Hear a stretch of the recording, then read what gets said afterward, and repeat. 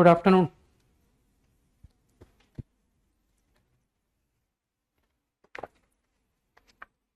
21 to 25. Any doubt?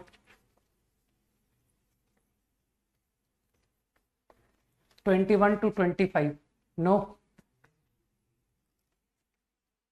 6 to 22 and 23.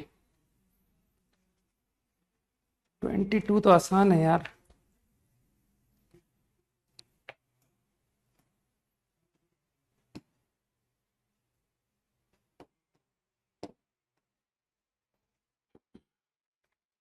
नहीं 22 नहीं बताऊंगा, और बोलो 24, 23। 23 में बस ओरली बता देता हूँ, x इक्वल टू 3 का इंटरसेक्शन सर्किल पर निकल आएगा 3, उस 2 पॉइंट पर टेंजेंट की इक्वेशन लिख दो, x into 3 plus Y into something 81। दोनों टेंजेंट आ गई, मल्टीप्लाई कर दो, आंसर आ गया। तो 23 में कोई दम नहीं है।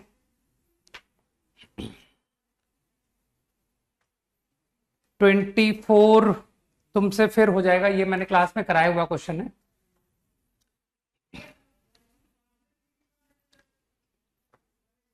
ट्वेंटी वन भी आई थिंक लल्लू क्वेश्चन है। 21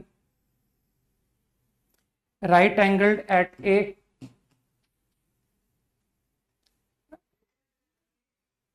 B C circle with centre A radius A B cuts B C.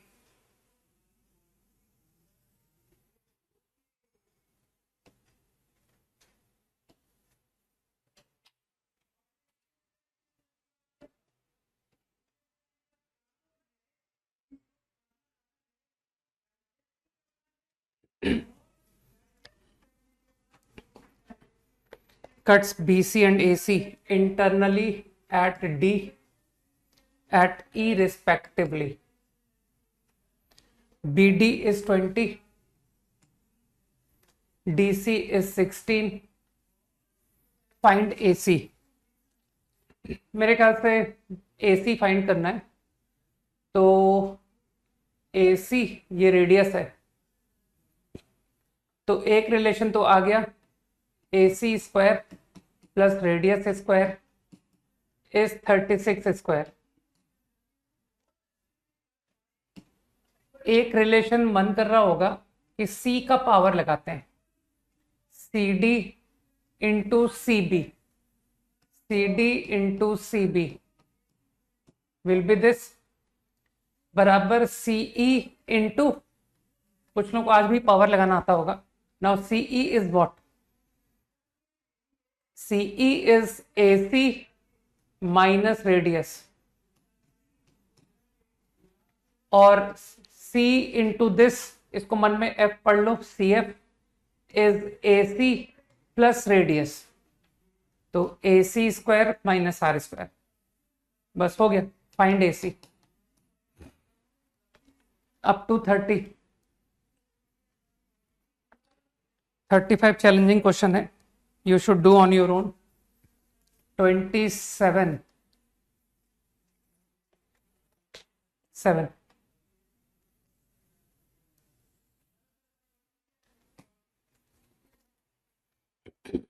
right angle triangle, right angle at A,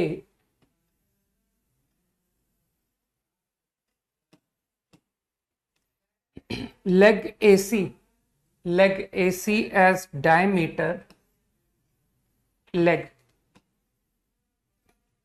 semicircle is described as diameter, semicircle। कुछ लोगों को मेरी लाइन ऑफ थिंकिंग पता है कि जैसे ही diameter बोल के मैंने सर्किल बोला, तुरंत लोग बोलेंगे कि sir diameter make 90 at circumference. तो क्वेश्चन को बाद में पढ़ेंगे वो लोग और कहेंगे कि सर यहां पर 90 एंगल दिखा दीजिए,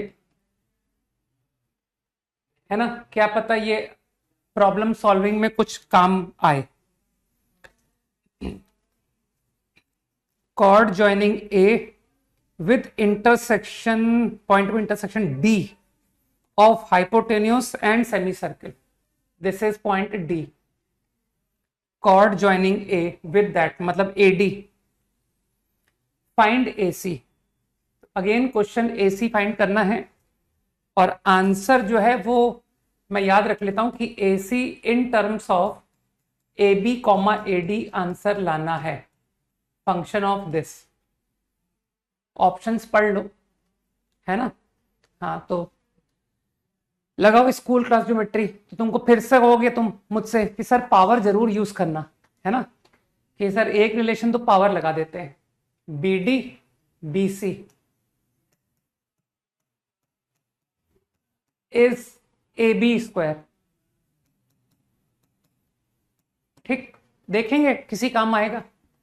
अब चलो तुमको AC चाहिए ना और AD चाहिए, तो AC और AD तो दो सिमिलर ट्रायंगल लेते हैं. वैसे तो जिसको सिमिलर ट्रायंगल नहीं आता है वो कह सकता है कि सर मैं तो साइन थीटा कॉस थीटा से करता हूं क्वेश्चंस. ठीक, तो I am taking this triangle and this triangle and applying similar. तो I guess if I take AB, ये कौन से ट्रायंगल को देख रहा हूं मैं इस ट्रायंगल को देख रहा हूं, इस ट्रायंगल को. तो AB का अपोजिट कौन है? 90 एंगल है. तो इस ट्रायंगल में 90 किसका अपोजिट है? BC का. AB अपॉन BC, है ना. फिर मैंने AD को इन्वॉल्व किया. AD, तो AD का अपोजिट है ये एंगल. तो इस ट्रायंगल में ये एंगल है AC का अपोजिट अपॉन AC. सब सिचुएशन कंट्रोल में है. तो तुम समझ गए ना कि सर AC का आंसर, एक बार देख लो मैंने गलत तो नहीं लिख दिया, है ना. तो AC जो है AD,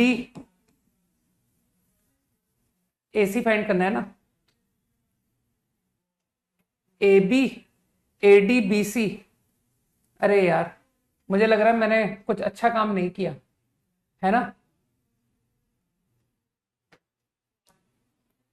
अगर मैंने ये ट्रायंगल और ये ट्रायंगल में सिमिलर लगाया होता तो क्या होता कि this triangle and this triangle, तो मुझको BD Pythagoras theorem plus AB square. तो BC को एलिमिनेट कर दो, BC square minus AB square. इस सिमिलर से तो फायदा नहीं हुआ मुझे, है ना. मुझे लग रहा है कि मैं थोड़ी गंदी कैलकुलेशन में चला गया. एक मिनट के लिए जरा सिमिलर ट्रायंगल चेंज करके देखते हैं. इसको मत हटाओ यार, इसको तो पढ़े रहने दो.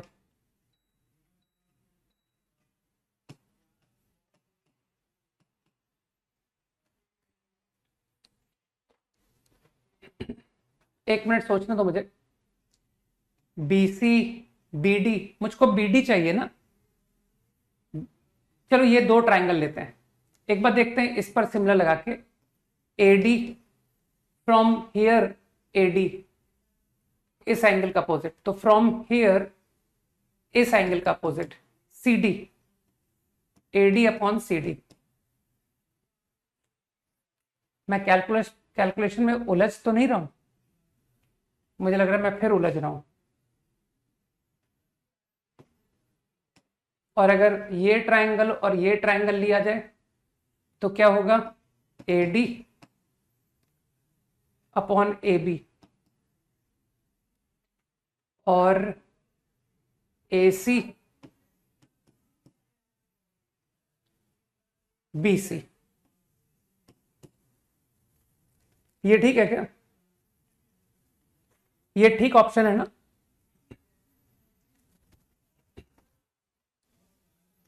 तो AC square BC square, okay. तो मुझको आंसर AC लाना है ना, फाइंड AC. तो AC square is BC square minus AB square. Answer AD में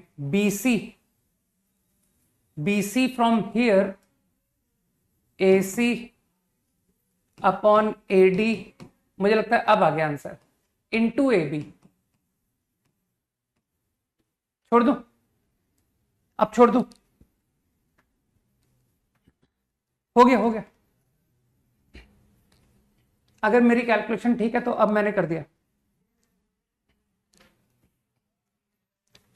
आंसर ये चाहिए था ना, आ गया सर। अब मुझे सिर्फ AB और AD दिखाई दे रहा है। अब इसको मैनिपुलेट कर लेना, you will get the answer. I think this is the best answer, है ना। नेक्स्ट कौन सा बोला है? आफ्टर 30 30।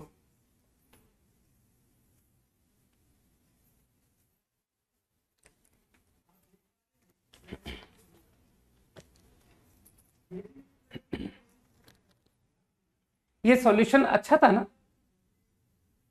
है ना। ये अच्छा सॉल्यूशन दिया कि नहीं दिया? मैंने पावर की जरूरत ही नहीं पड़ी ना मुझे, कि सर आपने पावर ऑफ पॉइंट का यूज ही नहीं किया। मेरे ख्याल से मैंने सही लगाया था ना। ये ट्रायंगल उठाया, इस पर AD इस एंगल का अपोजिट, और इस ट्रायंगल में AB का अपोजिट, तो AD अपॉन AB। फिर AC का अपोजिट 90, तो यहां BC का अपोजिट। हाँ लगाया तो सही है, ठीक है, ये स्टेप सही है। और फिर इसके बाद मैंने सीधा पाइथागोरस पे गया, तो बस आंसर से BC हटाना था, तो BC मैंने पुट करवा दिया। हाँ तो ठीक ही किया, सही किया, आ गया होगा आंसर। इससे ना ये सब स्टेप्स बेकार है ना, ये तो यूज ही नहीं आया, कुछ भी यूज नहीं आया। सिर्फ दो बातें यूज आई हैं, 2 equations, equation 1 equation 2, that's it, and we get the answer. ठीक, okay.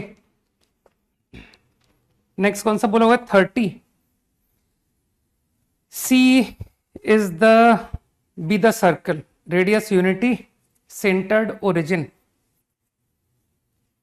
Two positive numbers x1 x2, line through them is tangent। अरे यार ये तो लाइन की इक्वेशन लिखो, परपेंडिकुलर फ्रॉम सेंटर रेडियस करो, ये तो वही क्वेश्चन है। तो लाइन की इक्वेशन तो लिखनी पड़ेगी यार। ओफो,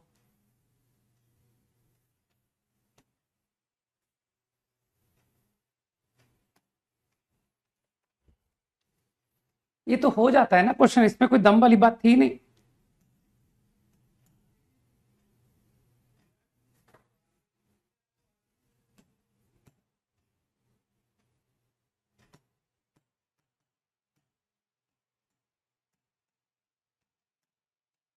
आई थिंक मैंने इक्वेशन शायद सही लिख दी ना।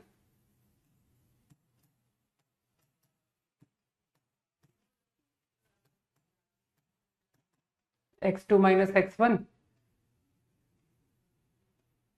कैलकुलेशन तो खैर मैं गलत करता हूं, माइनस x2 माइनस x1, तो plus x2 minus x1 minus 2x2 minus x2 minus x1। ठीक है,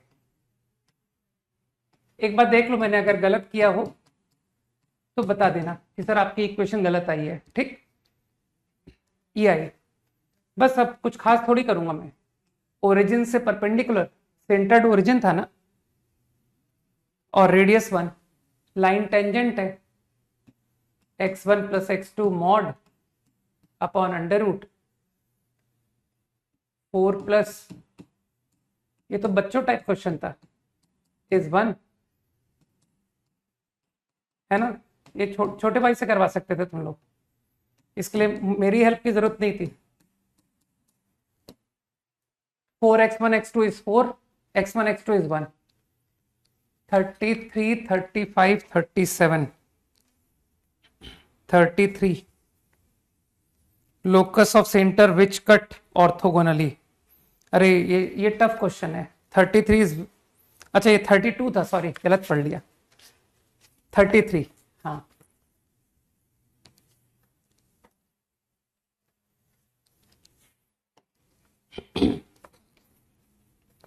circle with centre O,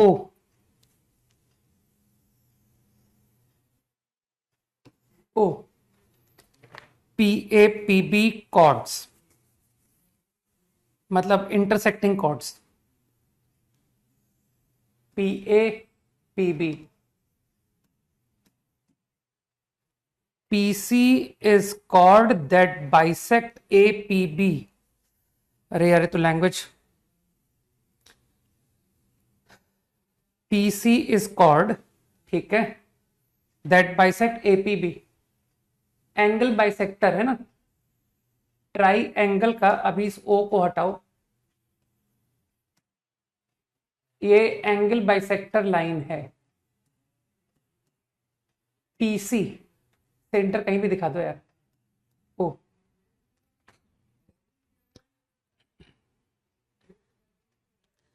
tangent to circle at C is drawn meeting PAPB extended। tangent to circle at C, C पर tangent banana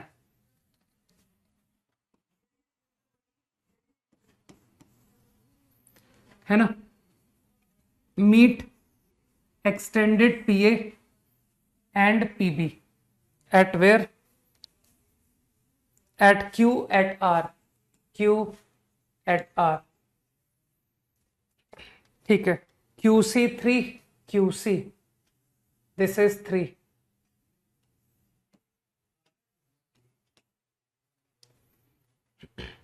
power of point तो मन में विचार आ गया होगा। 3, QA is 2। तो मैं फट से तुमको PQ बता दूं, 3 स्क्वायर बराबर 2 इंटू, तो मेरे ख्याल से ये 9 है ना, तो 9/2, ये लेंथ 9/2 आ गई। कुछ लोग समझ गए। नाउ RC इज 4, RC 4, ठीक है। तुमको RB निकालना है, RB। तुमको लगता नहीं कि RB, राइट?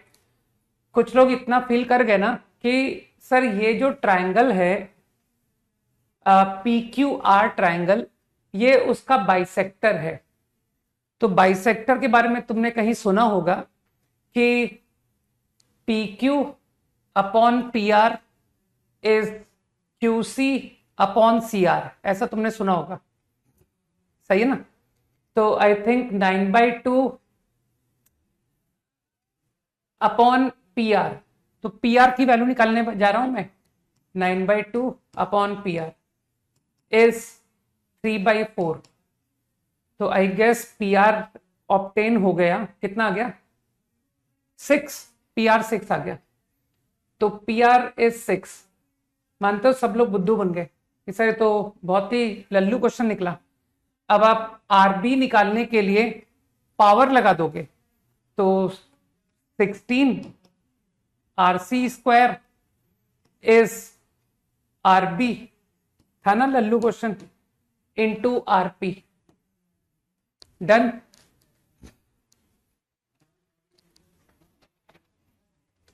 एक्सट्रीमली इजी है ना।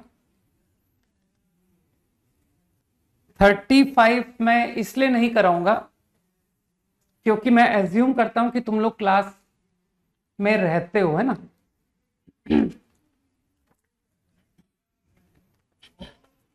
तो सिर्फ उन लोगों को बेनिफिट होना चाहिए जो मेरा पढ़ाया हुआ वाकई में पढ़ते हैं, ठीक। तो 35 I should not tell, 37 again I should not tell, है ना। शीट का सवाल तुम नहीं कर पाओ, इससे बुरी बात क्या हो सकती है ना, कि सर एक तो क्वेश्चन आपने बुक में अपनी ही शीट का बना के डाल दिया, single choice.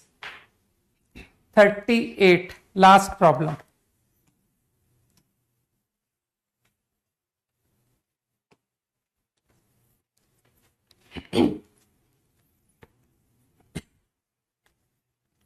Eight. P is a point in first quadrant. Two circles through P touch both coordinate axes at right angles. Cuts at right angles. Cuts. तो ये दो सर्किल है जो कि बोथ एक्सिस को टच कर रहा है।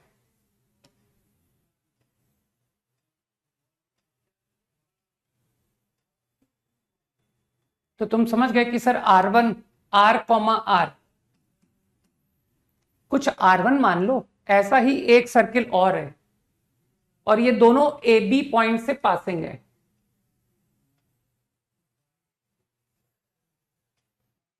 तो one is R1 and one is R2। अब इसमें कोई एक कॉमन पॉइंट बता दो कि सर ये ए बी है। ठीक है, अच्छा ये दोनों सर्किल ऑर्थोगोनल भी हैं, इसका मतलब तुम जानते ही ऑर्थोगोनल का, है ना।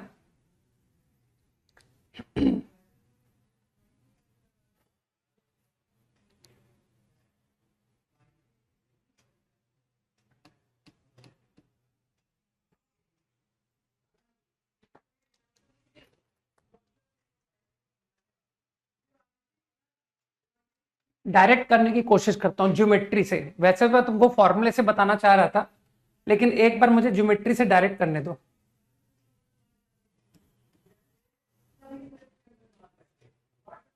है ना,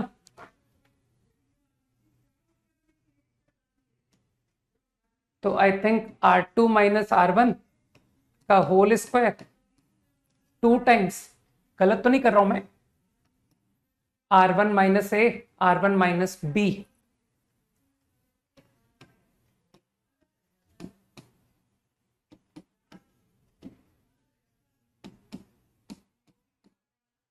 प्लस,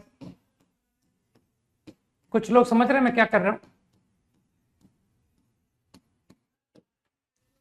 कुछ लोगों को समझ में आया मैंने क्या कर दिया, सही है ना। तो I think R1 square 2 times, वहां भी 2 times R1 square, R2 square 2 times, वहां भी 2 R2 square, minus 2 R1 R2 is equals to minus 2A plus B R1 and same R2 plus A square plus B square. पता नहीं मैंने calculation सही कर दी या नहीं कर दी, है ना। वैसे मैंने एक छोटी सी गलती की, पता, मुझको ये वैल्यू इतना भारी फॉर्मूला लिखना ही नहीं चाहिए था, मुझको ये डायरेक्टली रेडियस लिखना चाहिए था, है ना। कि सर अननेसेसरी आपने ये जो डिस्टेंस है, ये डिस्टेंस तो सिर्फ R1 है, ये R1 है ना, सही कह रहा हूं ना मैं। दिस डिस्टेंस R1 R2, तो तुमको करना क्या था क्वेश्चन में, तुमको फाइंड क्या करना है। तो एक्चुअली ये ऑर्थोगोनैलिटी की कंडीशन की बात हो रही है ना, कि सर एक रिलेशन ये आ गया और एक और रिलेशन, ये वैसे मैंने फालतू काम कर दिया, रुक जाओ, हटाओ इसे, पूरा हटाओ, है ना। वैसे जो बात मैं तुमको डायरेक्ट लिखने जा रहा हूं कि दिस स्क्वायर, इसको लोग कहते हैं कि सर वो 2G1 G2 2F1 F2 formula ज्यादा अच्छा है उस सिचुएशन के लिए।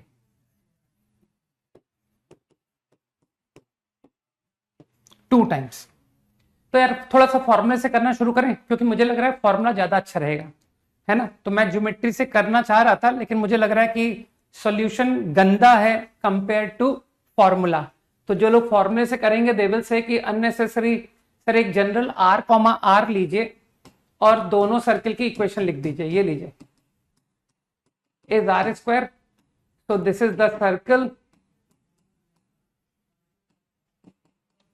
प्लस R स्क्वायर, और फिर both circle pass through A, B, है ना। तो मेरे ख्याल से A, B पुट कर दो, ठीक, A, B भाई, अदरवाइज तुम समझ रहे हो ना कि सर फॉर्मूले पढ़ने का क्या कोई यूज ही नहीं है क्या है। तो फॉर्मूला अच्छा सॉल्यूशन दे रहा है, ये आया, ठीक। मानते हो ये जो रिलेशन है, ये रिलेशन, तुमको फील हो रहा है कि सर ये रिलेशन R1 R2 दोनों सेटिस्फाई करेगा? थोड़ी सी बुद्धि लगाओ, मैंने क्या किया, ये दोनों सर्किल की इक्वेशन है, R1 की और R2 की, और AB जो है दोनों पर लाई कर रहा है, ठीक। तो this is the quadratic whose roots are R1 R2। अब एक काम करो, ऑर्थोगोनैलिटी की कंडीशन लगाओ। तो यहां पर वन सर्किल R1 मानो, एक R2 मानो, तो G1 G2 पहचान लो भाई। तो मेरे ख्याल से G1 जो है वो माइनस R1 है, तो 2 G1 G2 minus R1 minus R2, और अगला भी F1 F2 वो भी सेम है, बराबर C1 प्लस C2। तो एक्चुअली जो मैंने इक्वेशंस पहले लिखी थी वो मेहनत करने के बाद तुमको इस तरह के रिजल्ट्स ला रही थी, तो इसीलिए मैंने उसको हटा दिया। मैंने कहा यार ये तो हम फॉर्मूले से कहीं एफिशिएंट सॉल्यूशन दे देंगे। तो अब तुम समझ गए ना कि सर अब तो ये मेरा एक्सपर्टाइज एरिया है कि क्वाड्रेटिक का sum of root product of root यहां पुट करके खत्म करूंगा मैं। मुझे लगता है अब तुम कर सकते हो। 2R1 R2 मैंने ऐड किया ना, तो हियर इज 6R1 R2, सही। एंड रही बात सम प्रोडक्ट, क्या ना यहां से पुट कर लीजिए, a plus B is R1 plus R2 two times, and a square plus B square is R1 R2, done. तो ये अच्छा सॉल्यूशन है ना। नेक्स्ट कौन सा बोला है? अब 240, जल्दी खत्म करो। हो गए 38 तक तो पूछ ही लिया, हाँ डन, ओवर, क्विकली।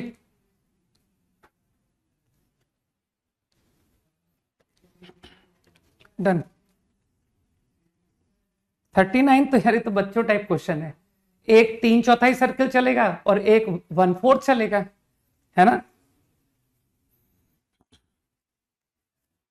ये तो किसी छोटे बच्चे से पूछना है, वो बताएगा।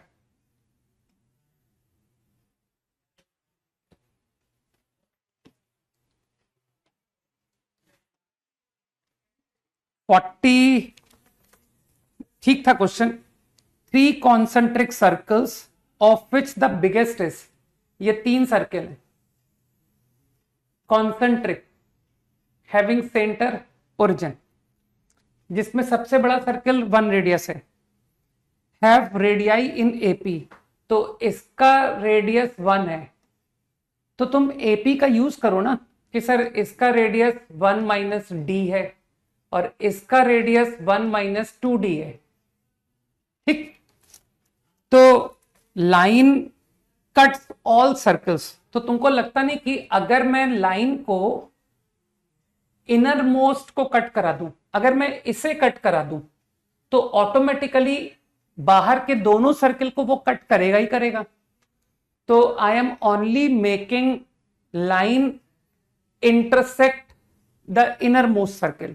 और अब तो तुम जानते हो कि कॉर्ड के लिए क्या होना पड़ेगा, perpendicular from centre less than radius, तो ओरिजिन से perpendicular over line y equal to X plus 1, तो ओरिजिन से परपेंडिकुलर 1/√2, सही लिखा मैंने, should be less than radius, and radius is 1 minus 2d। खत्म हो गया सवाल। Perpendicular distance should be less than radius, ठीक है ना। तो इससे समथिंग आ गया d लेस देन, और d पॉजिटिव तो अंडरस्टूड है, ठीक है।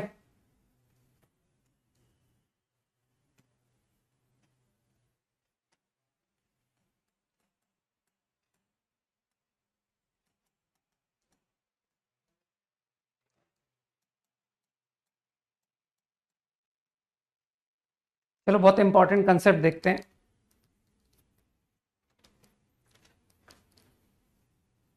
Let's see, find number of veg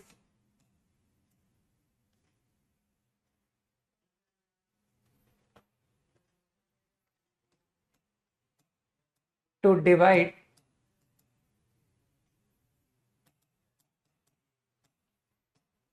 m plus n where m is not equal to n, distinct objects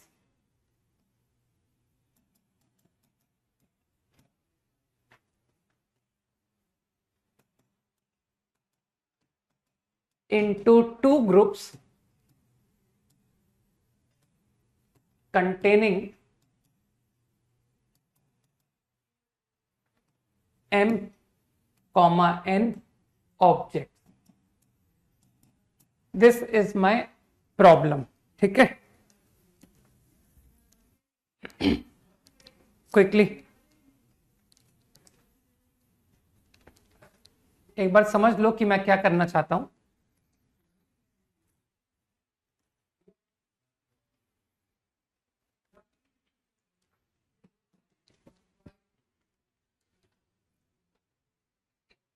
तो मेरे पास total m plus n distinct objects है और मैं चाहता हूं to divide them into groups, one containing m object and other containing n object.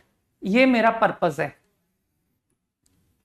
ठीक है, मैं m प्लस n ऑब्जेक्ट से दो पैकेट्स बनाना चाहता हूं. एक पैकेट में m ऑब्जेक्ट होंगे और दूसरे पैकेट में n ऑब्जेक्ट होंगे. ठीक, तो तुमको लगता नहीं कि सर ये तो हम बहुत इजीली कर सकते हैं. आप क्या करो, you only select m object. तो as soon as I selected m object, तो मानते हो एक ग्रुप तो m ऑब्जेक्ट का बन गया और जो रिमेनिंग ऑब्जेक्ट है, रिमेनिंग, तुमको लगता नहीं सर वो रिमेनिंग ऑब्जेक्ट ऑब्वियसली n होंगे. तो if you select m object तो आपका पर्पस सॉल्व हो गया, बन गए, दो ग्रुप बन गए, है ना भाई. जब तुमसे क्लास में कहा गया कि आउट ऑफ 30 स्टूडेंट 10 को सेलेक्ट करो, तो तुमने जब 10 स्टूडेंट सेलेक्ट कर दिए तो तुमको लगता नहीं तुम्हारी क्लास दो कैटेगरी में डिवाइड हो गई. एक कैटेगरी 10 स्टूडेंट की और एक कैटेगरी 20 स्टूडेंट की. सोचो, एक वो जो सेलेक्ट हुए और एक वो जो सेलेक्ट नहीं हुए. तो क्या तुम्हारा पर्पस सॉल्व हुआ कि सर मैंने क्लास को दो ग्रुप्स में डिवाइड कर दिया, one of 10 students and one of 20 students, है ना. तो I think this should be the number of ways to divide into two groups. बन गए दो ग्रुप, एक m का और एक n का. तो this is my number of veg. तो आई थिंक फॉर्मूले की मदद से, अब तो तुम एनसीआर का फॉर्मूला जानते हो ना, तो योर आंसर इज दिस.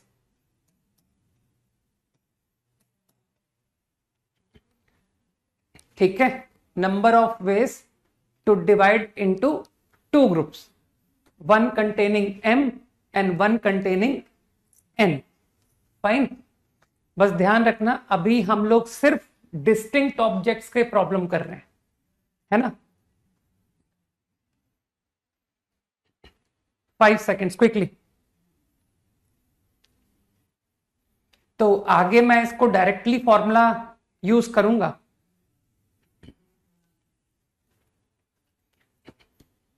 चलो इसी बात को लेकर तुमसे एक बहुत छोटा सा सवाल पूछता हूं. ठीक है, फाइंड नंबर ऑफ वेज. देखिए कितने लोग सही जवाब देते हैं. To distribute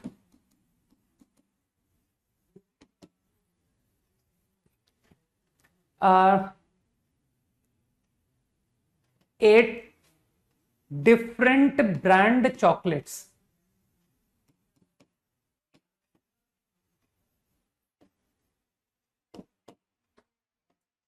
among two boys so that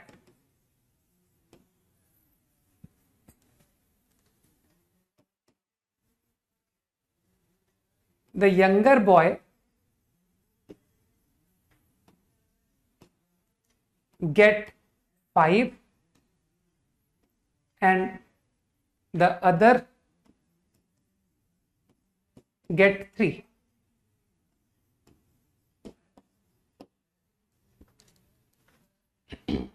बताओ इसका आंसर बताओ। 8 डिफरेंट कंपनी के चॉकलेट्स हैं, तुमको 2 बॉयज पर डिस्ट्रीब्यूट करना है। तो जो छोटा बच्चा है उसको 5 चॉकलेट मिलेगी और अगले को 3 मिलेगी। मानते हो आंसर इज 8C3? बिल्कुल सही कह रहे हो, ठीक है ना। 8C3 8C5 कुछ भी कह लो, है ना। तो मेरे ख्याल से तुम समझ गए कि सर ग्रुप ही तो बनाने हैं। आप 8 डिफरेंट चॉकलेट्स के पहले 2 ग्रुप बनाओ, क्योंकि ये क्लियर है कि एक लड़के को 5 मिलेगी और एक को 3 मिलेगी, है ना। तो यू डिवाइडेड फर्स्ट 8 चॉकलेट्स। मैं वो ग्रुप का फॉर्मूला यूज कर रहा हूं, है ना। 8 फैक्टोरियल, 5 फैक्टोरियल, 3 फैक्टोरियल, इसकी जो भी वैल्यू आएगी, है ना, आफ्टर कैलकुलेशन। अब तुमको लगता नहीं कि जो 5 का ग्रुप है वो पर्टिकुलर चाइल्ड को जाएगा, है ना, that will be given to a particular child. अच्छा 56 आंसर है, ओके ठीक। 876 upon 6, 8 into 7, 56 is correct answer, ठीक है ना, बिल्कुल सही। तो मेरे ख्याल से तुम लोगों ने समझ लिया ना कि answer to this problem is 56। अब जरा सेम क्वेश्चन का सेकंड पार्ट, है ना, सो दैट यहीं पर चेंज कर दूं, so that one boy get 5 and other get 3। अब क्या आंसर होगा? This is part 2।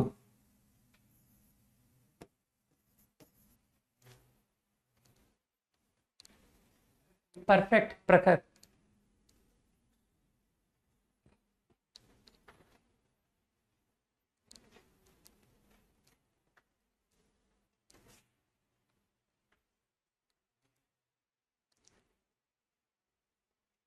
प्रिंस, प्रगति, नीलेश, देवजीत, आर्यन,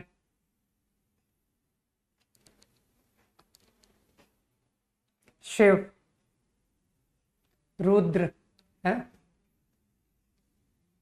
अरे नाम मिस हो गया, अरे धीरे लिखो ना यार,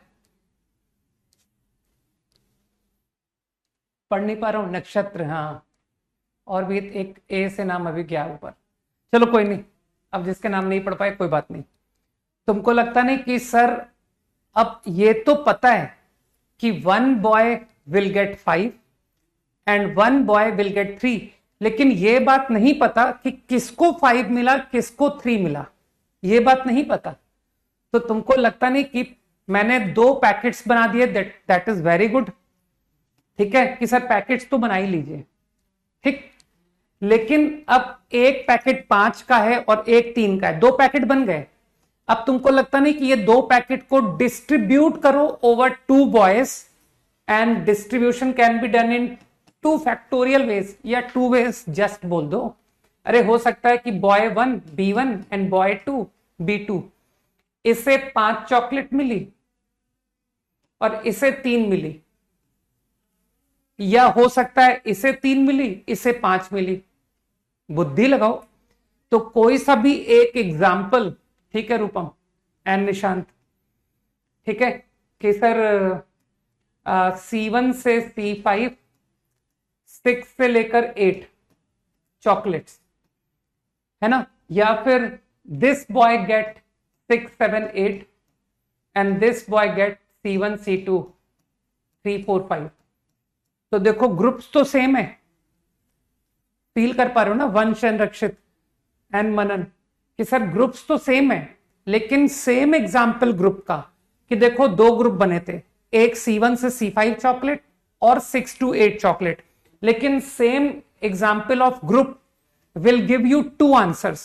क्योंकि एक बार मैं कहूंगा कि वो जो 2 ग्रुप बना है सेम चॉकलेट्स का, वो A और B इंटरचेंज कर सकते हैं। मेरे ख्याल से बात समझ आई। तो answer to distribution is going to be this, that is into 2, your answer is 112।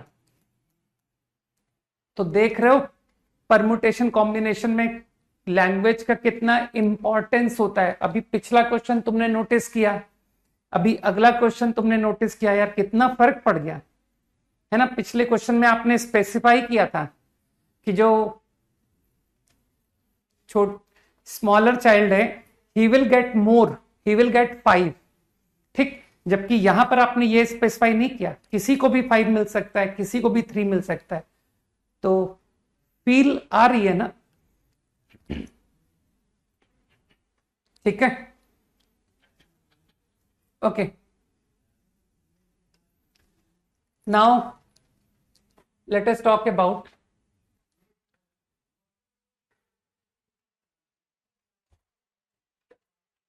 I want to form groups, divide. Now find number of ways to divide 2m distinct object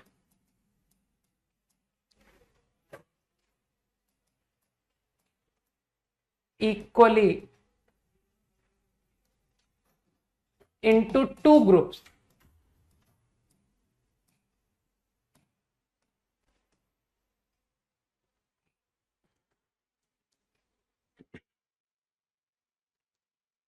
ठीक है, अब मेरा प्रॉब्लम समझ लो क्या है। Divide distinct object into 2 equal groups. Problem समझ गए सब लोग? 2 इक्वल ग्रुप्स में डिवाइड करना है, fine. Now my question is to divide 2m distinct objects equally in 2 groups. Answer: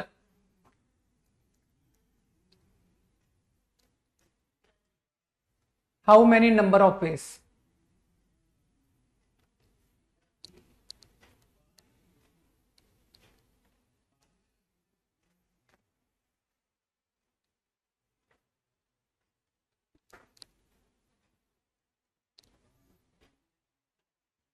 तुमको ग्रुप बनाने भाई, group. I think Kartikeya is correct. अब देख लेते हैं तुमने क्या किया। तुमने कहा सर 2m cm वेज। अब इसमें क्या प्रॉब्लम है वो देखते हैं, क्या ये आंसर होगा, है ना। और अगर नहीं होगा तो क्यों नहीं होगा। मान लो तुमने जो 2 इक्वल ग्रुप बनाए, तुम क्या कर रहे हो, you are only selecting m object, सही है, यही कर रहे हो ना। तो मान लो कि m object selected are this, ये है वो m ऑब्जेक्ट। तो तुम जानते हो कि सर वो अगला ग्रुप कौन होगा, दैट इज ऑटोमेटिकली डिसाइडेड। अगर आपने m ऑब्जेक्ट सेलेक्ट किए तो अगला जो ग्रुप है वो मुझे पता पड़ गया कि दैट ग्रुप इज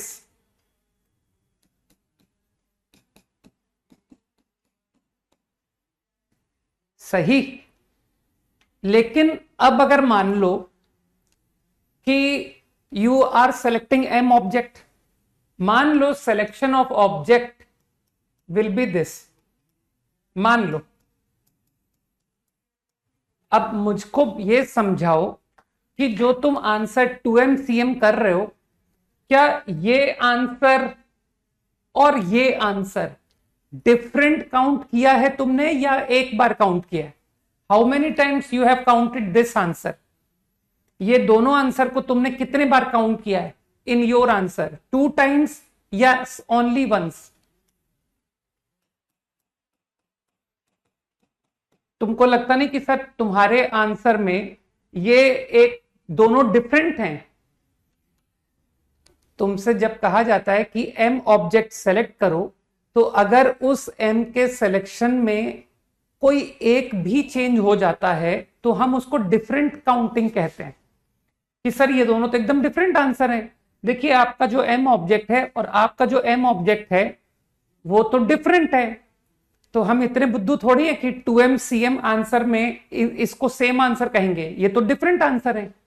ठीक, लेकिन तुमको लगता नहीं as two groups, this is one group and this is one group, और वहीं this is one group, this is one group, तो क्या तुमको फील नहीं हुआ कि सर ये तो दोनों सेम ग्रुप्स हैं?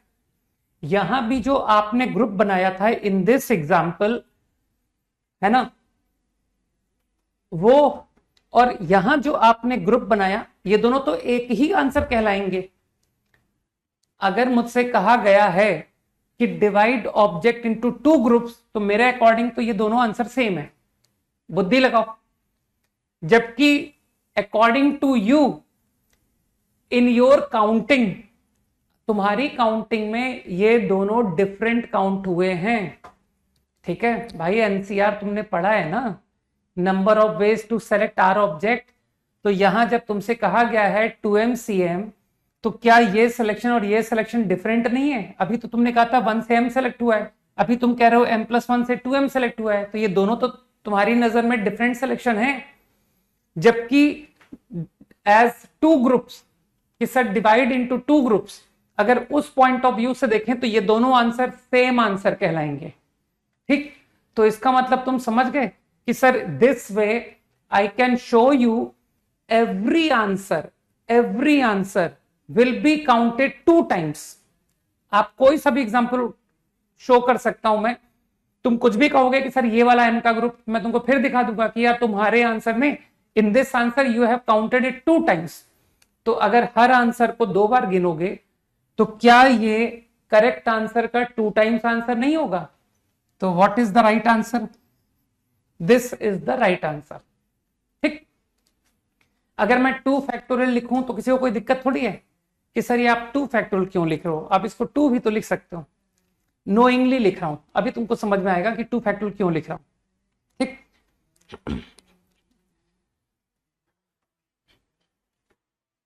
तो तुम्हारा आंसर क्या बन गया? Number of veg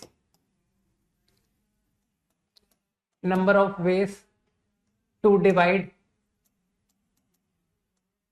2m distinct object into 2 equal groups. Your answer is, मैं फैक्टोरियल में आंसर याद कर रहा हूं, 2m factorial upon m factorial and 2 factorial. ठीक, तो अगर लॉजिकली सोचोगे तो तुम बस इतना कहोगे कि सर सेम कंटेंट आपस में इंटरचेंज हो गया, है ना, वो इस आंसर में चला गया, लेकिन वो होना नहीं चाहिए। आपस का इंटरचेंज मीनिंगलेस है, तो आपको इंटरचेंज को रोकना है। कीपिंग सेम कंटेंट दे इंटरचेंज, है ना। Point clear? 5 seconds quickly.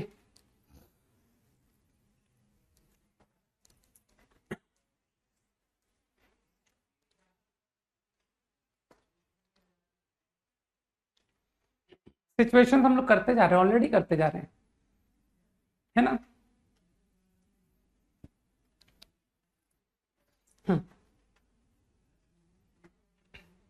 Point clear? अब कंसेप्ट को थोड़ा आगे बढ़ाते हैं। Now my problem is to divide m plus n plus p distinct objects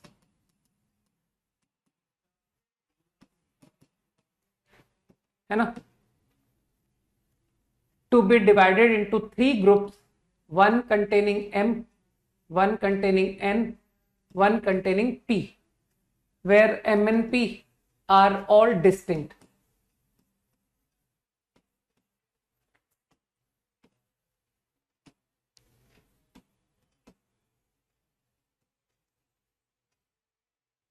distinct,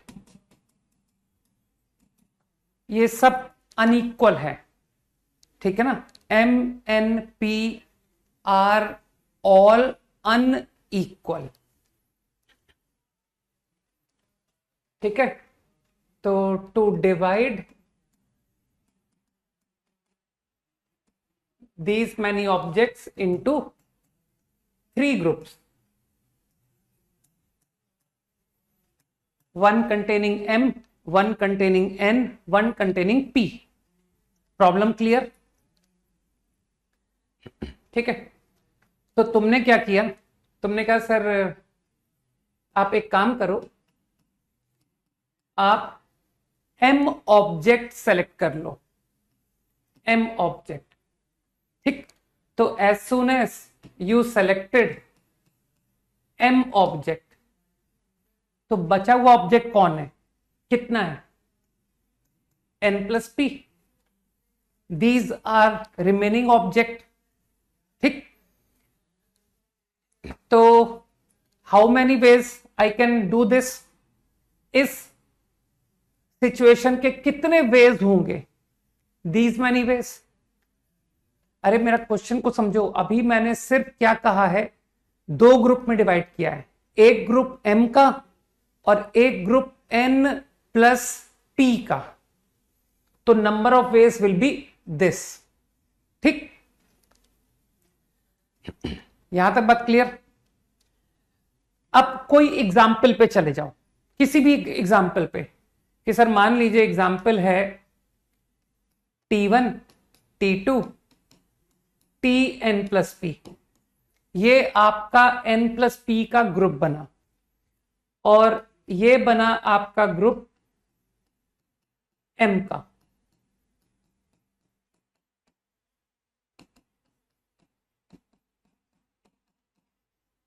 objects की नेमिंग दिखा दी मैंने, तो मैं किसी एक एग्जाम्पल की बात कर रहा हूं कि दिस इज वन एग्जाम्पल। अब तुम इस वन एग्जाम्पल में क्या कहोगे कि सर मुझको तो 3 ग्रुप बनाने थे, आपने तो सिर्फ एक ग्रुप बनाया, तो है ना, 2 ग्रुप बनाए, एक n प्लस पी का और एक m का। अब तुमको लगता नहीं कि इस ग्रुप को फर्दर 2 ग्रुप में तोड़ो, कि सर इसे आपको फिर स्प्लिट करना है into n object into p object. Agree करते हो? तो in how many ways I can do this, ये कितने तरीकों से मैं कर सकता हूं? सिंपल, कि sir n plus P C n, in these many ways you can do this.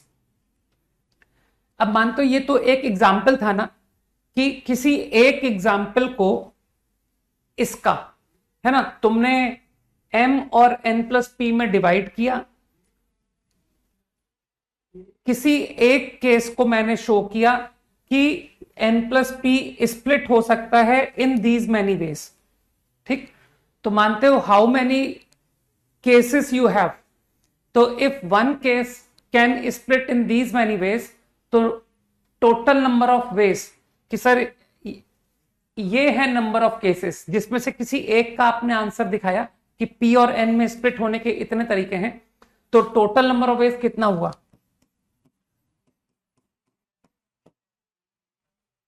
ये आंसर हो गया। तो answer to divide into 3 unequal groups, अब तुम इसको सिंप्लीफाई करके दिखा सकते हो।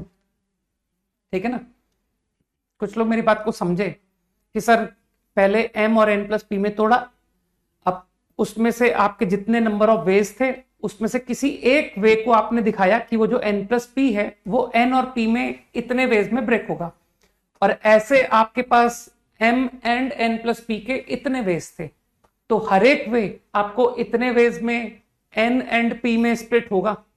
ठीक, तो योर आंसर, अब इसको कैलकुलेशन करके देखो, तो फाइनल आंसर आई गेट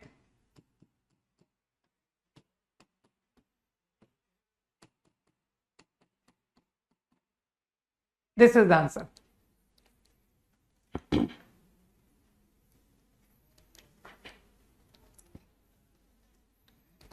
ये सब फॉर्मूले बन रहे हैं, अभी इसी बात को थोड़ा सा फंसाते हैं, है ना, कॉपी कर लो।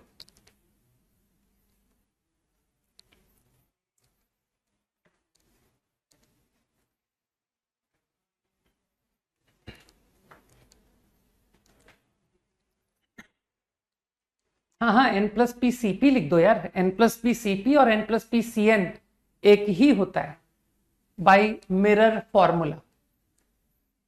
ठीक है ना दीर्षा? Visible, right?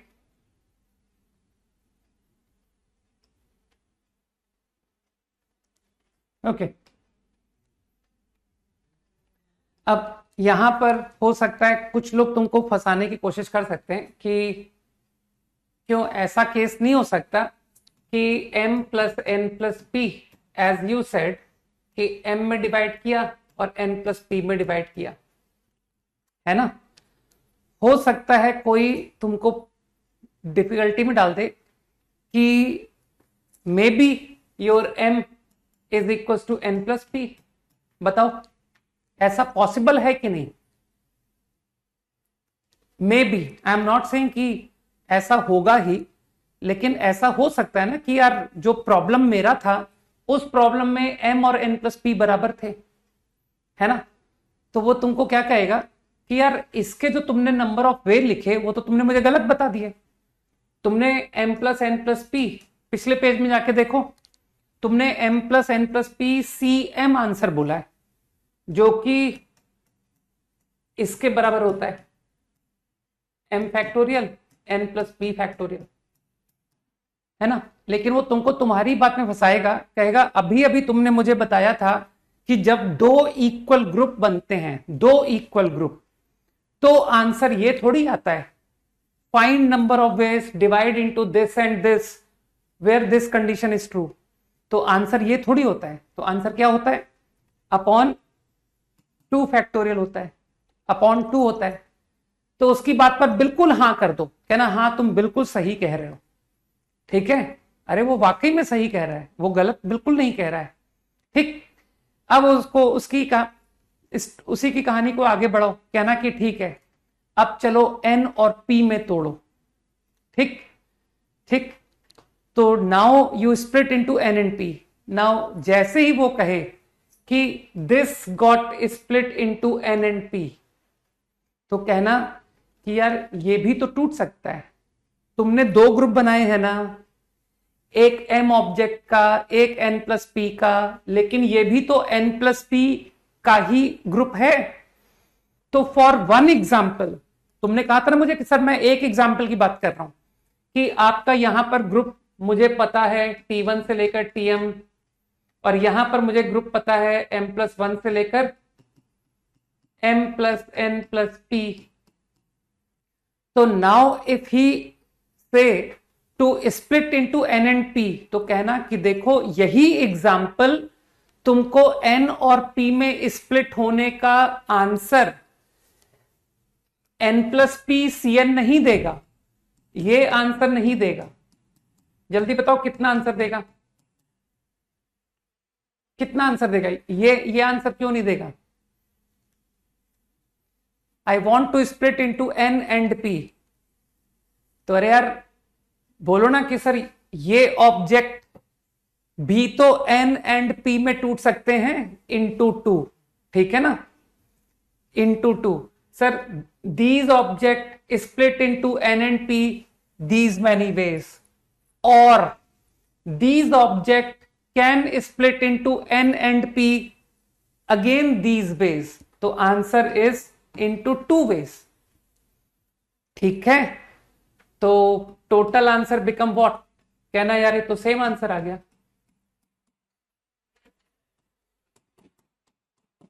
इंटू 2। तो डोंट वरी, प्रॉब्लम को कैसे भी कर लो, you will get the right answer. Answer वही आएगा जो लिखवाया गया था, ठीक? मैं तो पता है ऐसे केस में क्या कहता हूं, मैं कहता हूं अच्छा ठीक है m और n प्लस पी बराबर है ना, तुम कह रहे हो कि m और n प्लस पी बराबर है, तो मैं कहता हूं ठीक है मत डिवाइड करो m और n प्लस पी में, चलो n और m प्लस पी में डिवाइड कर लेते हैं, ये कर लेते हैं। सोचो कि ये दोनों अनइक्वल है, ठीक है? समझ पा रहे हो ना बात को? हाँ बोल दो।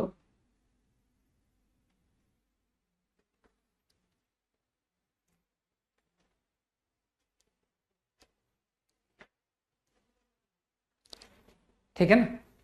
अरे सीधी बात है यार, कोई तुमसे कह रहा था 10 को 5 3 2 में डिवाइड करो। 10 ऑब्जेक्ट को 5 3 और 2 में डिवाइड करो। तो तुमने कहा कि मैं तो प्रॉब्लम को उलझाऊंगा, मैं तो पहले 10 को 5 5 में करूंगा और फिर कहूंगा कि अब 3 और 2 में करूं। तो ये 5 का ग्रुप भी 3 2 में टूट सकता है और ये भी 3 2 में टूट सकता है। You will get the right answer. और कोई स्मार्ट बंदा बोल सकता है कि यार मैंने तो 5 5 में डिवाइड ही नहीं किया, मैंने तो 2 और 8 में डिवाइड किया, और अब 5 और 3 में डिवाइड केवल और केवल ये होगा। ठीक है ना? तो there are many ways to answer same problem, but ultimate answer is going to be the same. ठीक है? अगर हम दोनों मेथड सही तरीके से लगाएंगे तो आंसर मैच करेगा। इजी। तो आई थिंक रट लें फॉर्मूला कि सर 3 अनइक्वल ग्रुप में डिवाइड का आंसर, वो रटना यार, मैं सीधे पीछे आंसर लिखा हुआ है। तो I want you to remember the result directly. मैं डायरेक्टली फॉर्मूला लगाऊंगा इसको। ठीक है? तो now I am going to generalize this formula कि if I have m1 m2 m3 mn distinct objects and I am interested to divide them into groups containing m1 m2 m3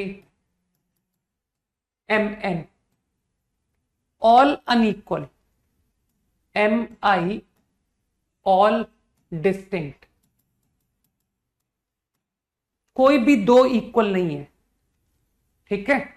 तो find number of ways divide objects into groups containing m1 m2 m3 mn all unequal. Directly remember the formula कि answer is going to B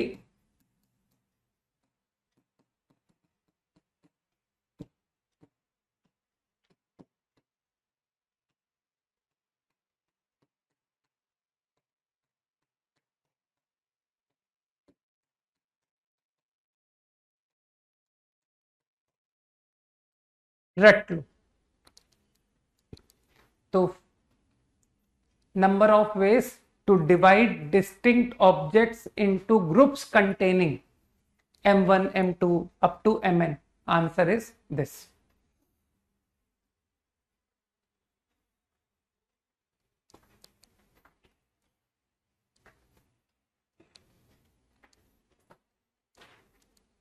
Ten seconds quickly.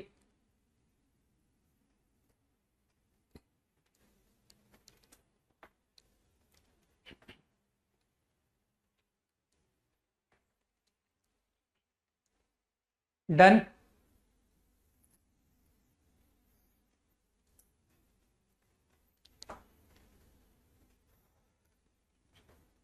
अरे जल्दी हाँ बोलो यार। ठीक है? Okay. Now again बात को ध्यान से देख सुनना। 3m distinct objects,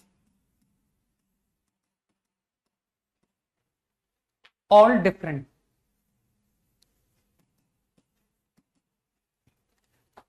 to be divided equally into 3 groups, m each.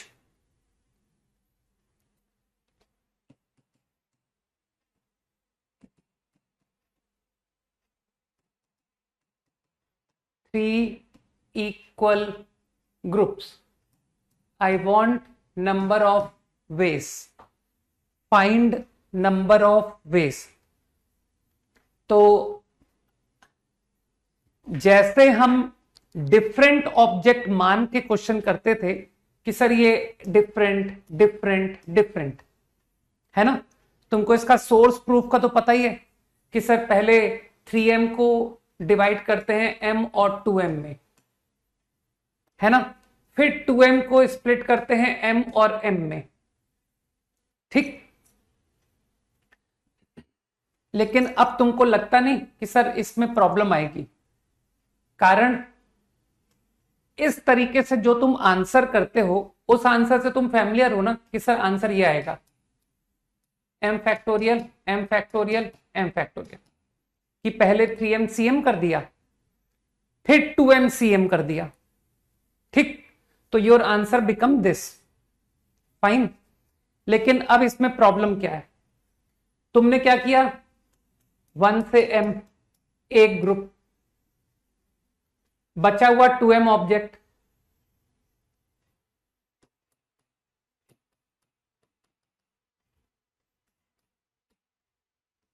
ठीक। अब ये 2m ऑब्जेक्ट फर्दर स्प्लिट हुआ, है ना, कि सर ये स्प्लिट हो गया लाइक दिस,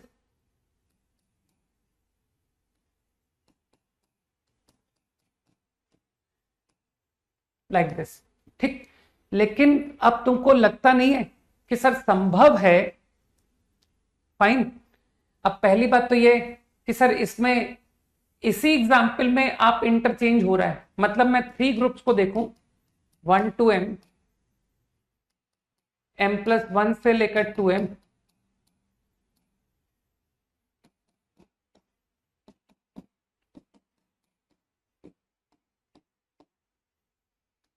तुम इस बात को फील करते हो ना कि सर ये जो आंसर है ये तो ऑल अनइक्वल का आंसर है ना, लेकिन इस आंसर में आपने 2m cm किया, तो तुम लोग 2m cm से जानते हो ना कि सर 2m cm में m का सिलेक्शन विल बी दिस या m का सिलेक्शन विल बी दिस, ये दोनों आंसर डिफरेंट होंगे।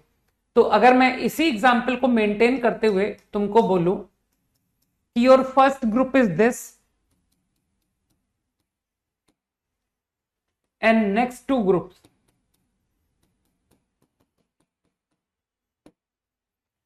तो तुमको एग्री करना होगा कि सर ये आंसर आपके आंसर में डिफरेंट काउंट हुआ है, ठीक। अभी तो मैंने फर्स्ट ग्रुप को सेम रख के किया है, अब लोग समझ रहे हैं कि सर फर्स्ट ग्रुप की जगह पर आप m+1 से 2m रखिए, इसके करस्पॉन्डिंग आपको फिर से 2 आंसर दिखेंगे। अभी मैं बात को जनरलाइज कर दूंगा, लेकिन अभी तो जस्ट मैं तुमको काउंटिंग के थ्रू दिखा रहा हूं कि देखो m+1 एट दिस प्लेस, मतलब पहला ग्रुप m ऑब्जेक्ट का जो है वो ये बना था, तो तुम इसके करस्पॉन्डिंग फिर से मुझे 2 आंसर दिखाओगे कि सर वो 2m cm, इन दोनों का आपस का इंटरचेंज को आपने डिफरेंट गिना है ना, मतलब 1 से लेकर m,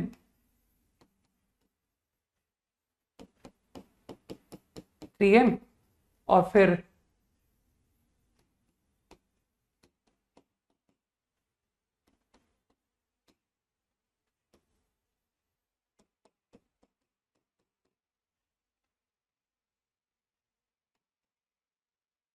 m+1 से 2m, और फिर इसी तरह से तुम समझ पा रहे हो कि अब आप फर्स्ट ग्रुप इसे बनाओगे, तो आई थिंक एवरीवन एग्री कि सर ये तीनों आपस में जो इंटरचेंज है ना वो आपके आंसर में जा रहा है, कि कीपिंग कंटेंट सेम। ये एक केस कि सर ये एक अकेला केस, आपके आंसर में ये तीनों आपस में इंटरचेंज अलाउ हो रहे हैं और ये तीनों कीपिंग कंटेंट सेम।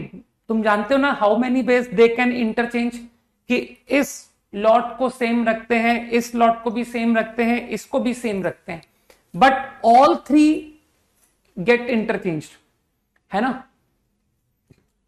तो I think that interchange is 3 factorial.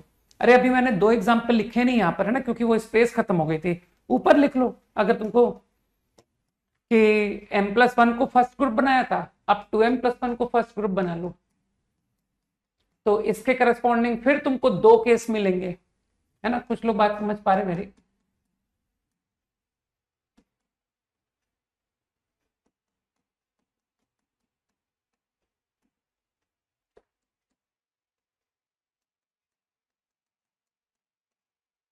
तो पूरी काउंटिंग हो रही है कि इन योर आंसर एक्चुअली एक आंसर जिसको आपको 1 काउंट करना था उसको आपने 3 फैक्टोरियल काउंट किया है, 6 काउंट किया है।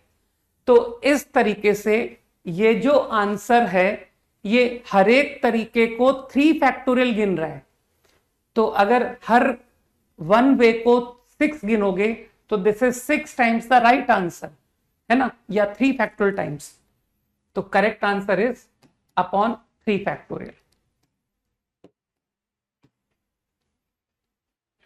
तो अभी बात को मैं जनरलाइज करूंगा क्योंकि हम लोग हमेशा काउंटिंग से थोड़ी दिखाते रहेंगे कि सर देखिए ये इंटरचेंज, ऐसा कब तक मैं गिनती करके तुमको दिखाता रहूंगा, है ना। तो कभी तो बात को जनरलाइज करूंगा, अभी करता हूं जनरलाइज। पहले समझ लो बात को कि यार वो 3 इक्वल ग्रुप्स जो हैं, तो वो जो इक्वल ग्रुप हैं वो अपने कंटेंट को मेंटेन करते हुए आपस में इंटरचेंज हो जा रहे हैं इन दिस आंसर। ठीक है ना।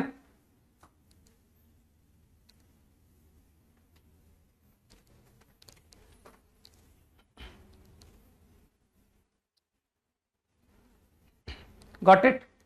5 seconds क्विकली।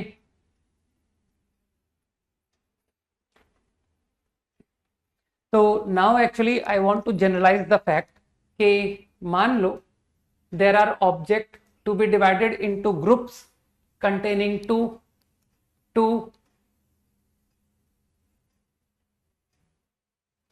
3, इतना ही रखते हैं, इतना ही क्वेश्चन। 4, 6, 10 distinct objects.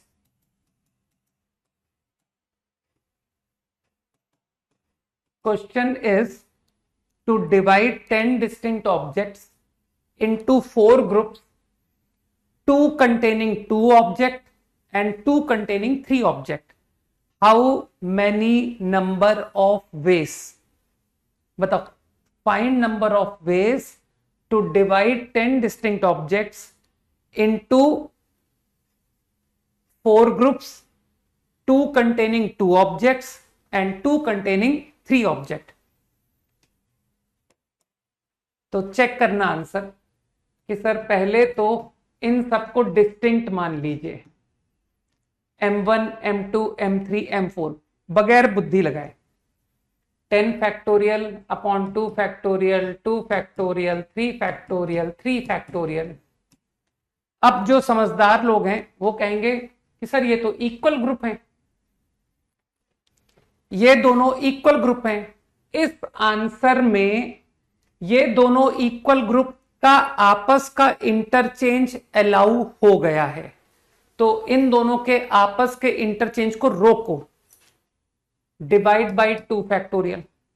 इसी तरह से इन दोनों ग्रुप का इक्वल, ये भी इक्वल ग्रुप है, तो सेम कंटेंट रखते हुए ये 2 ग्रुप भी आपस में इंटरचेंज अलाउड है इन योर आंसर, उसे रोको क्योंकि दैट इज नॉट इंपॉर्टेंट।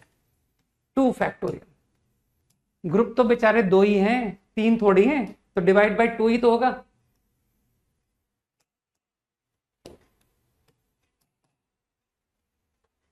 तो मेरे ख्याल से कुछ लोगों को बात समझ आई कि सर करना क्या होता है, बहुत इजी है ना, कि पहले तो जैसे डिस्टिंक्ट ऑब्जेक्ट मान के आंसर निकालते हैं, m1, m2, m3, m4, उसके बाद जो इक्वल ग्रुप हैं उनका आपस का इंटरचेंज को रोका जाता है।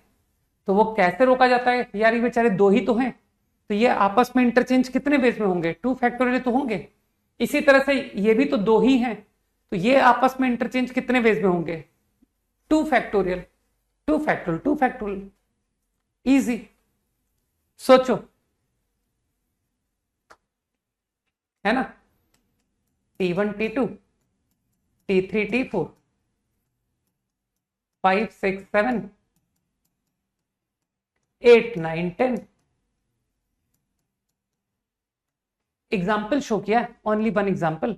तो लोग समझ पा रहे हैं कि सर आप जब ये आंसर करते हो ना, जब केवल ये आंसर करते हो, तो उस केस में अगर ये कंटेंट इधर आ जाए और ये कंटेंट इधर आ जाए, ठीक है ना, तो वो इन दिस आंसर डिफरेंट कहलाता है। If you only answer this, अगर आप सिर्फ इतना आंसर करो ना, तो उस केस में this is here and this is here is different. इसी तरह से ये दोनों इंटरचेंज इज डिफरेंट। सही है ना, जिस तरीके से हमने डिराइव किया था। जबकि तुम समझ रहे हो कि सर एज ग्रुप्स ये तो सेम आंसर है, तो इन दोनों को कंटेंट सेम रखते हुए आपस में इंटरचेंज होना अलाउड नहीं है। So that's why I restricted interchange among these two, I restricted interchange among these two। ठीक, तो सेम कंटेंट रखते हुए इक्वल ग्रुप आपस में इंटरचेंज को स्टॉप करना है। क्योंकि लोग एग्जाम्पल में अगर जाएंगे तो वो लोग एग्जाम्पल में पूरे लिखते चले जाएंगे, क्योंकि 4 दिखाना है भाई। बाकी मैं, तुम तो जानते हो, मैं तो शो कर दूंगा कि सर आप तो शो कर दोगे, देखिए ना आपने नंबरिंग कर रखी है 1 2 3 4, आप तो अभी 4 वेज शो कर दोगे कि देखो 4 वेज में घूम रहे हैं, ठीक है ना, जिस तरीके से भी डिराइव हुआ था। यही रखूंगा ना कि सर पहला ग्रुप यही रखिएगा, दूसरा यही रखिएगा, तीसरा ये, फोर्थ ये, पोजीशन मत चेंज कीजिएगा, लेकिन 1 2 place is for these two, 3 4 is for these two. तो तुम समझ पा रहे हो कि सर ये 2 को इंटरचेंज कर दीजिए और ये 2 को सेम रखिए, 2 वेज, और फिर इन 2 को इंटरचेंज, है ना, बना सकते हो खुद। ठीक है, ठीक है, 4 वेज काउंटिंग दिखा दोगे तुम, राइट। क्योंकि डेरिवेशन तुमको पता है कि सर डेरिवेशन कैसे हुआ था, है ना, एक एक करके हुआ था। पहले 2 बनाया, फिर फर्दर 2 बनाया, ठीक है। तो वो जो भी लॉजिक तुम समझ पा रहे हो कि sir interchange, interchange to be stopped, fine.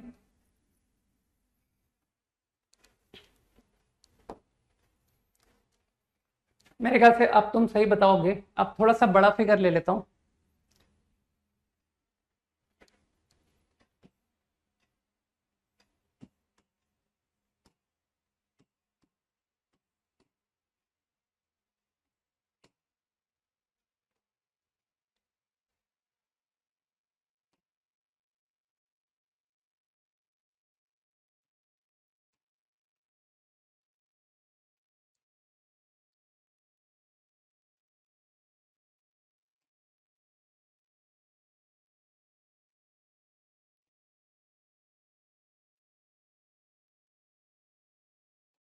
Total करो यार एक बार, 4 12 18 24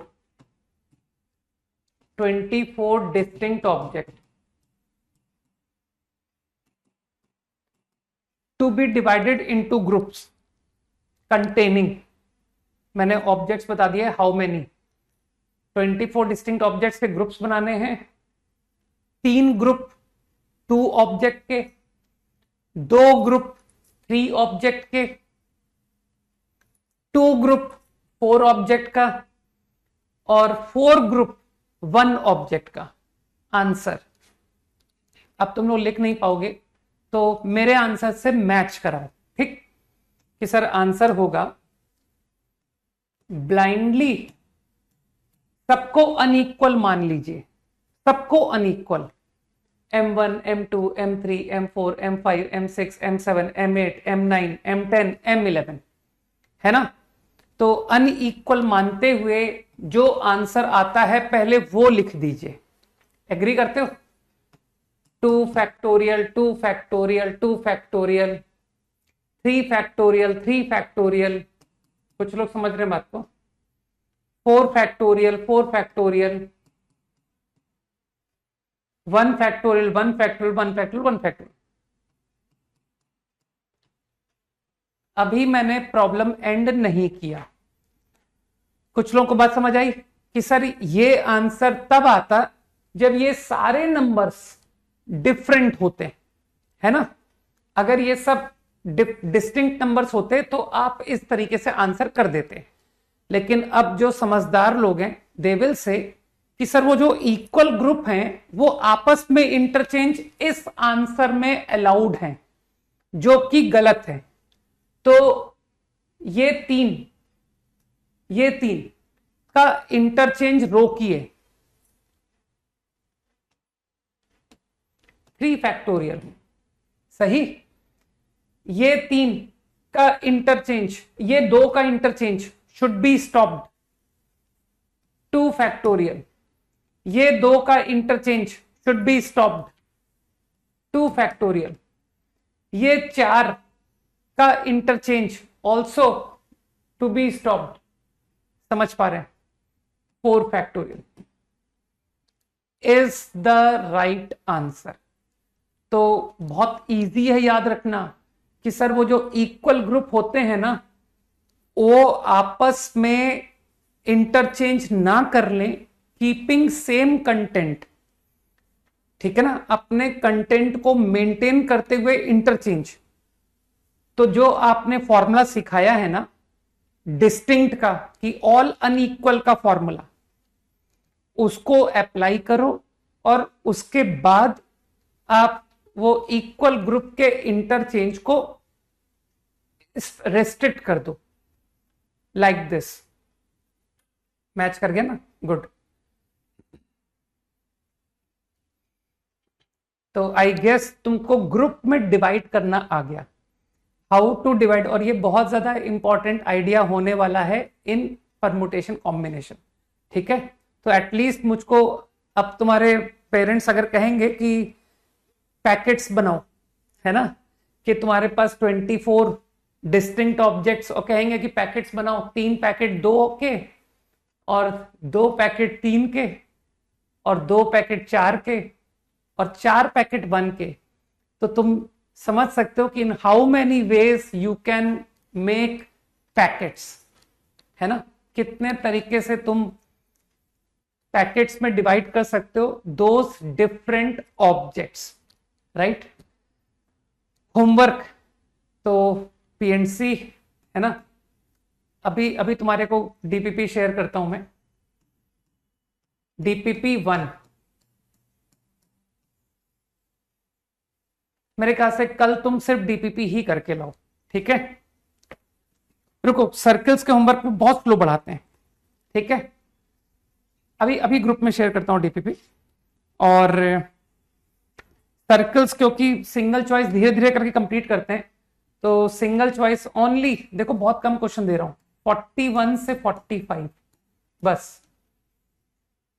हैप्पी? जिसके हो जाए वो आगे मूव कर सकता है, ठीक है। चलो भाई, बाय, जय हिंद।